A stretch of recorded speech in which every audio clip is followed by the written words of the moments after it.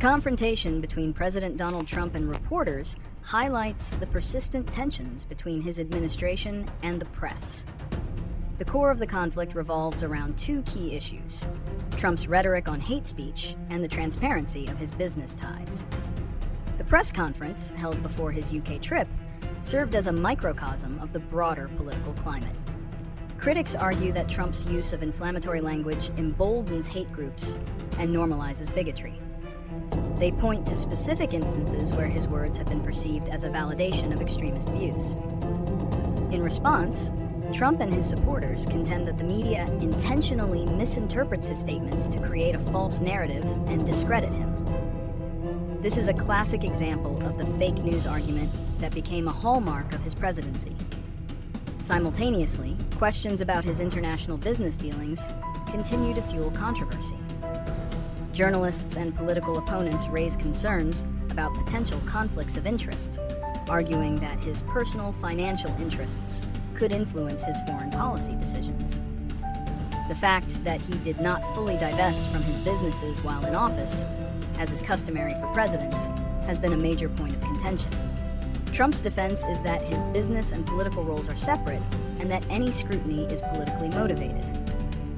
This ongoing clash showcases a fundamental disagreement over the role of the media in a democracy. Is it a check on power or a political adversary? Reasons and consequences. The reasons for this clash are deeply rooted in the political and media landscape of the Trump era.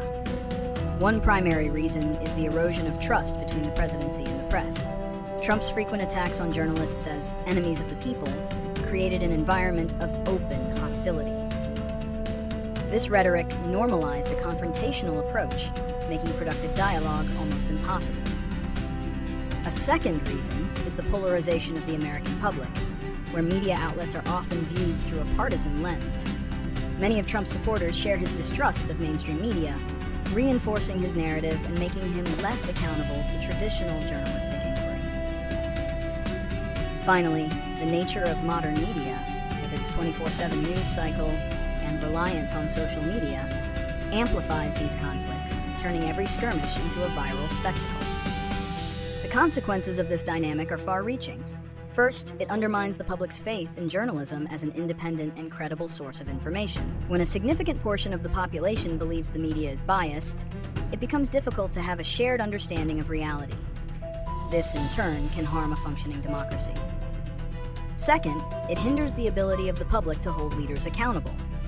By dismissing tough questions as fake news, leaders can avoid scrutiny on critical issues like conflicts of interest or the impact of their words. Lastly, the constant state of conflict creates a toxic political culture that makes it challenging to address complex issues constructively. Prediction and solutions. Looking ahead, it's likely that this contentious relationship will persist, regardless of who is in office. The playbook of attacking the media has proven effective for some politicians, and the deep-seated distrust on both sides is not easily repaired. Future conflicts will likely continue to center on issues of truth, accountability, and the role of the press. We can predict that social media will remain a key battleground, with politicians and journalists using platforms like X, formerly Twitter, and Facebook to bypass traditional channels and communicate directly with their audiences, often in a confrontational manner. Solutions to this problem require effort from all sides. For the media, one solution is a renewed commitment to nonpartisan, fact-based reporting. This means avoiding sensationalism and focusing on delivering verifiable information without a political agenda. Rebuilding trust will be a long process, but it's essential for the health of democracy.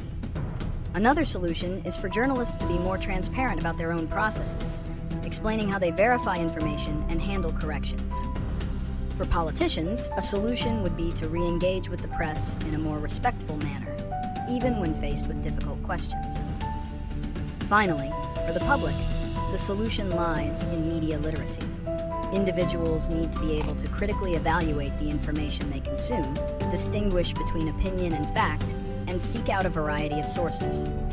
Educating citizens on how to navigate the modern information landscape is crucial to fostering a more informed and less polarized society.